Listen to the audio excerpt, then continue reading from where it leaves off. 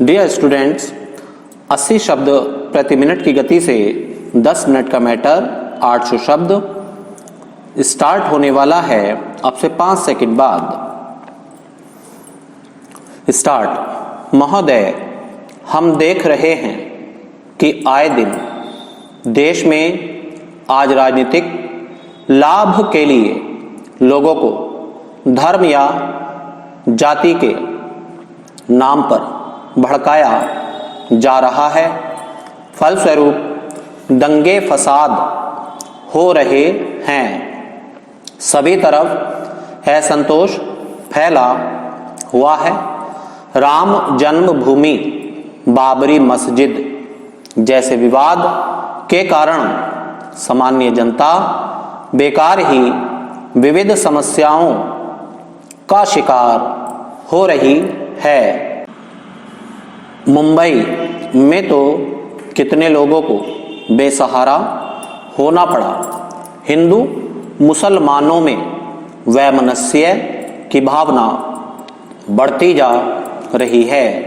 हिंदू मुस्लिम भाई भाई के नारे आज निस्सार महसूस होने लगे हैं। सभी तरफ असंतोष फैला हुआ है।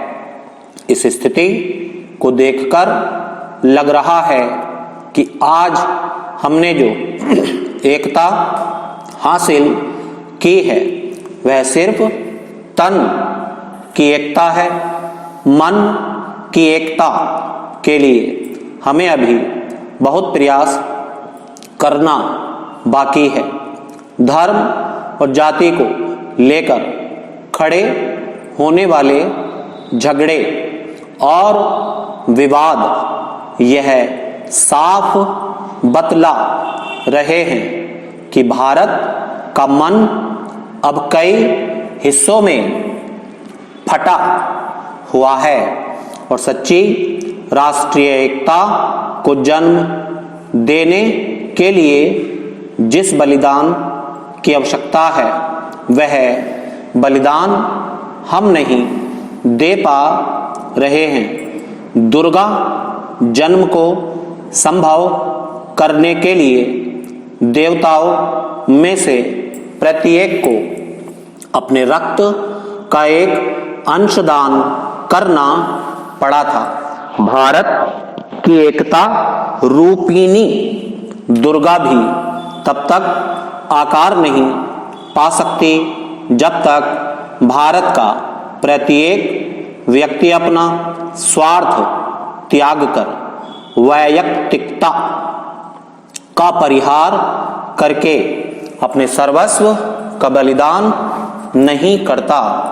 राष्ट्रकवि दिनकर जी के शब्दों में मैं लोगों को इतना ही निवेदन करना चाहूँगा कि भारतवर्ष एक है और सभी भारतवासी उसी की संतान है। यद्यपि हम नदियों और पहाड़ों के आर पार दूर दूर तक फैले हुए हैं, किंतु हमारी मानसिकता का उत्स और हमारे सपनों का उद्गम एक है।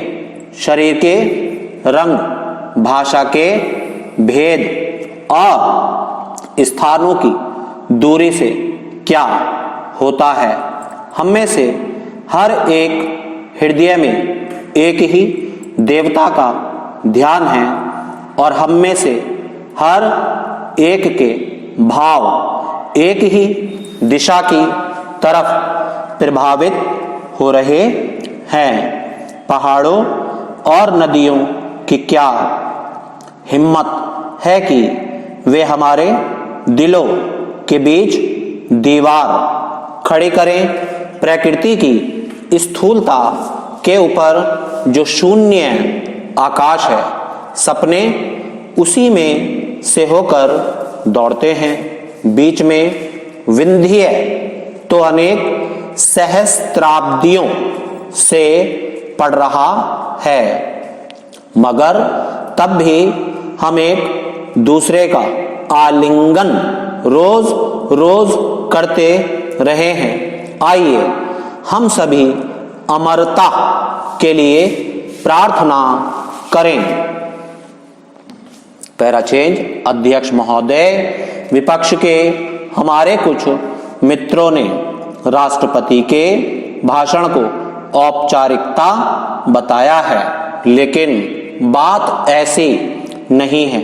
यह विधायिका संबंधी एक अनिवार्यता है और इसमें राष्ट्र की स्थिति का जायजा लिया जाता है तथा यह संकेत दिया जाता है, जैसा कि राष्ट्रपति ने कहा है, कार्यपालिका को, संसद को और कुल मिलाकर देश को आगे क्या काम करने हैं।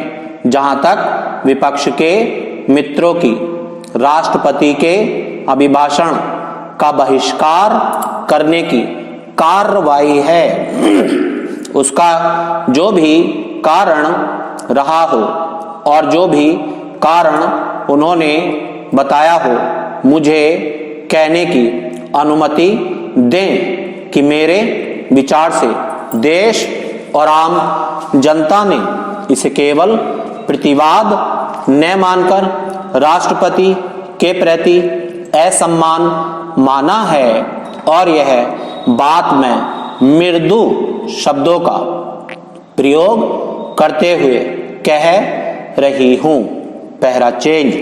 यद्यपि बहुत से सदस्यों ने घोषणा की है कि उनका ऐसा कोई इरादा नहीं था, लेकिन जनता इसे इसी रूप में लेती है। कहने मात्र से स्थिति बदल नहीं जाती। निजी तौर पर मैं सोचती हूं कि यह उन लोगों का अनादर है जिन्होंने सदस्यों को चुनकर भेजा है, क्योंकि यह संसदीय प्रक्रिया का एक अंग है। इस अभिभाषण में वे गुण हैं जो कहीं ज्यादा ठोस, कहीं ज्यादा महत्वपूर्ण हैं। ये हैं सत्य निष्ठा, हार्दिकता और दृढ़ संकल्प। हमें शाब्दिक शौर्य प्रदर्शित करने की जरूरत नहीं है। यह सरकार, यह दल और वस्तुतः भारतीय जनता एक बड़े शौर्यपूर्ण कार्य में संलग्न है। यह काम सरल नहीं है और इसके लिए इस राष्ट्र की संपूर्ण क्षमता तथा समस्त गुणों की आवश्यकता है। पहला चेंज। पिछले वर्ष इन दिनों हम एक युद्धोपरांत आदेश की स्थिति से गुजर रहे थे। वह एक ऐसा युद्ध था जिसने हमारे आदर्शों, हमारी नीतियों और हमारे निर्णयों को सही सिद्ध कर दिखाया। उस समय मैंने कहा था कि यह संकट यानी पाकिस्तान और बांग्लादेश संबंधी संकट जो हमारी सीमाओं में भी प्रविष्ट हो गया था, आर्थिक और सामाजिक पुनर्निर्माण के हमारे राष्ट्रीय प्रयास के लिए बाधक बन गया था।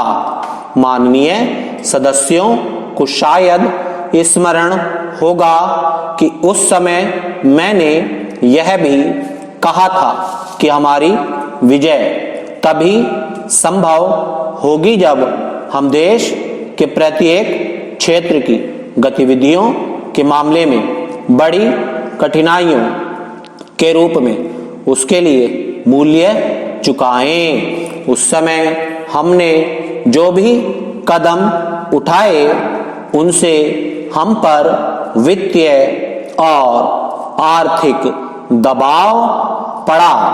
स्टॉप।